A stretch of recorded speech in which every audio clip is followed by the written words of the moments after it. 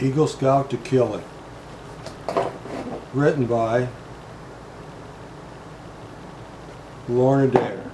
She's also written CIA's Gulf of Tonkin Secrets, Surviving a Hostile City, and Surviving Violence in a Hostile City. Now, some people read this book and they see it as a war story. Some people read it, see it as a PTSD book. But the reality is, it's both, and you can't separate them.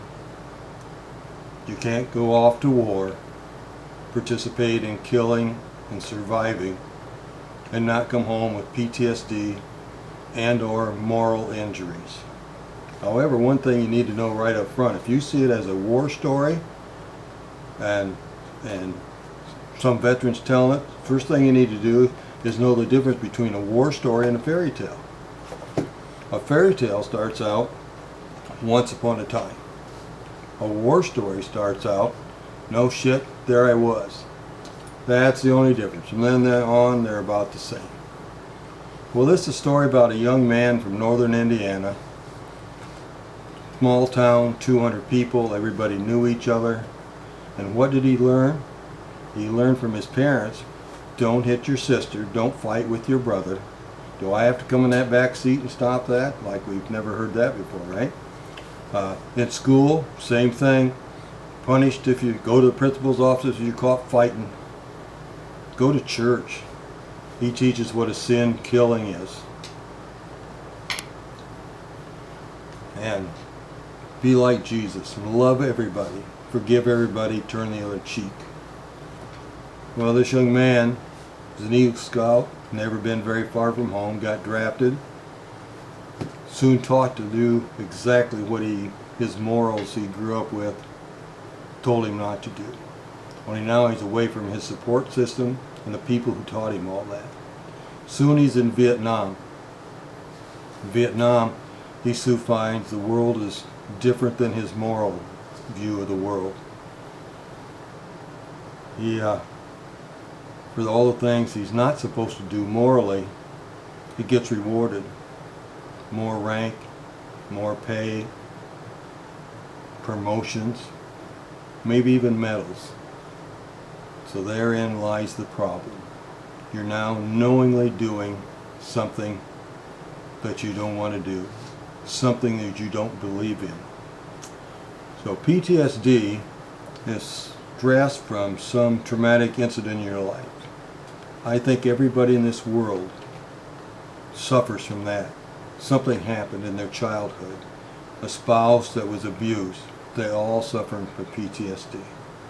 However, moral injury, I believe, is pretty well limited to combat soldiers.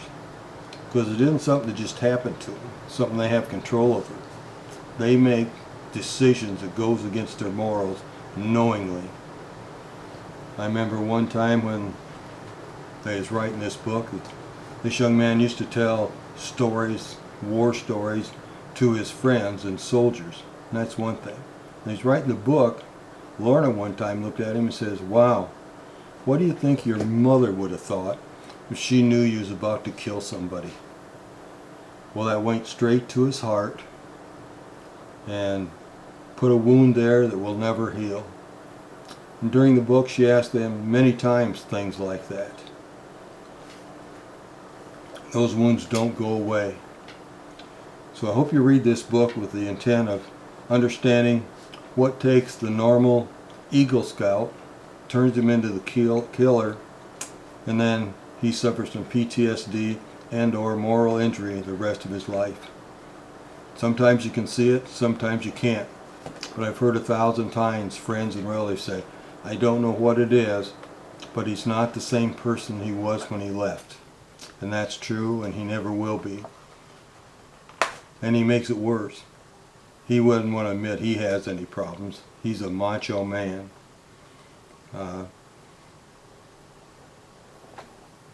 He just thinks everything's okay when they're not okay. Worse than that, he quits communicating.